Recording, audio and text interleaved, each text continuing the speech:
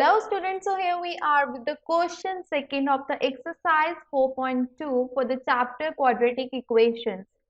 So the first problem of the question second is John and Jeevanti together have 45 marbles. Both of them lost 5 marbles each. And the product of the number of the marbles they now have is 124. Find out how many marbles they had to start with. So in order to solve this question, we will let John have marbles equal to x. And as we know, John and Jeevanti together have 45 marbles. So now Jeevanti will be having the marbles is equals to 45 minus x. That is, what number of marbles have been left after subtracting the x number of marble, that is the marble which John have, from the number 45, right?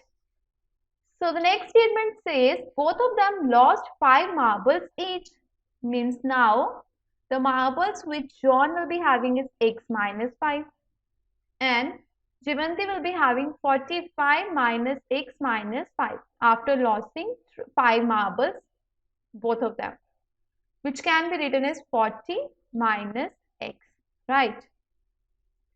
And it's been given that the product of the number of the marbles they now have, that is x minus 5 and 40 minus x respectively, is now equal to 124. So I'll be writing here x minus 5 into 40 minus x is equals to 124, right? Now doing the mathematical calculation here, I'll be getting 40x minus x square minus 200 plus 5x is equals to 124. So simplifying it here, it will be x square minus 45x plus 324 is equals to 0. So now, as we know, in order to find the value for the variable x in the quadratic equation being formed here, we need to do the middle term splitting. So here the middle term is minus 45. So minus 45 need to be split in two terms, that is two values, such that its product comes out to be equal to minus 45 and its product is equals to 324. That is 1 into 324, which is equals to 324.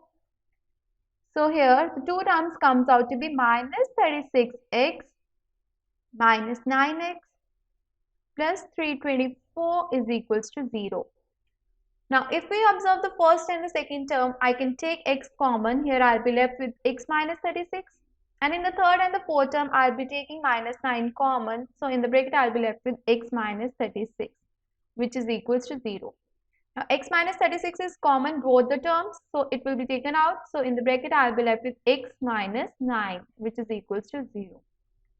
Now as we know, the product of the two terms are equal to 0 only and only if one of the term is equals to 0, or it might be the case that both the terms are equal to 0.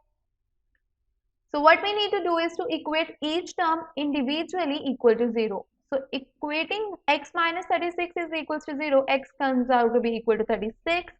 And if we equate x minus 9 equals to 0, then x comes out to be equal to 9. So means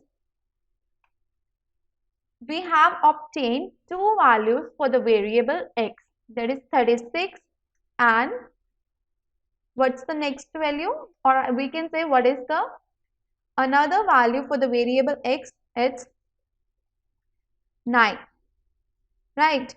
Now suppose we have been taking the value here for x 36. So if x is equals to 36, that is taking the first root of the quadratic equation, then the John will be acquiring how many marbles? 36. And if we subtract 45 minus x, let me write here, right, so that it don't make confusion, which was the before, that is initial value of the x, not after subtracting 5. So if x 36 is the root of a quadratic equation, then L value of the x is 36, that is John has 36 marbles. Now if I subtract 45 from 36, here the number of marble which Jeevanti will be having will be 9. Or it might be another case. What it is? If I take the value of x to be 9, that is another root of quadratic equation, that is 9. Then the 9 will be the number of the marbles which John will be having. And if I subtract 45 from 9, 70 marbles comes out to be 36. That is, two possibilities are there for the numbers of marble which John have and Jevanti have. The first case is 36 is the marbles being acquired by John, then 9 will be the marbles which Jevanti will be having.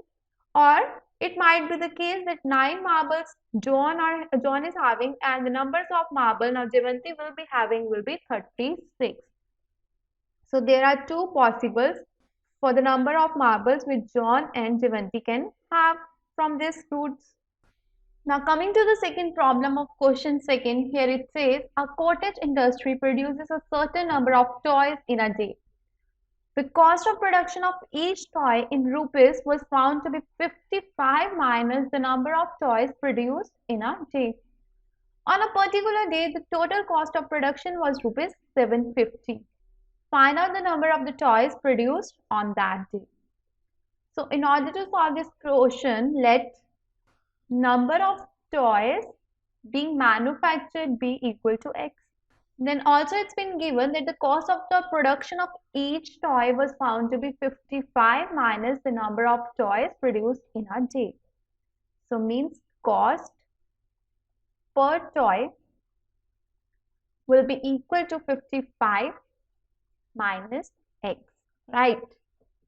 And there is a statement which says on a particular day the total cost of production was rupees 750. So what it means is that the number of toys into cost per toy, that is 55 minus x, is equals to 750 on some particular day. So now doing the mathematical calculation, it will be 55x minus x square, which is equals to 750. Or I can write it as x square minus 55x plus 750 is equals to 0. Right? So now, in order to get the value for the variable x, I need to do the middle term splitting. That is, if we compare the quadratic equation being obtained with the standard quadratic equation, then I need to split the middle term, that is b variable, in the standard form into some terms, say p and q, such that their sum be equal to minus 55 and its product be equal to 750. So in order to get the values for p and q, what I'll be doing, I'll be prime factorizing the number 750, and the prime factors which will be obtained for 750 will be combined in such a two terms that one will represent p value and the other will represent q's value. So from here, by performing the prime factorization, the two numbers were obtained 25 into 30. Okay. That is minus 25x minus 30x, such that its sum comes out to be equal to minus 55 and its product comes out to be equal to 750. That is a into c and this is b, if we compare this with the standard quadratic equation.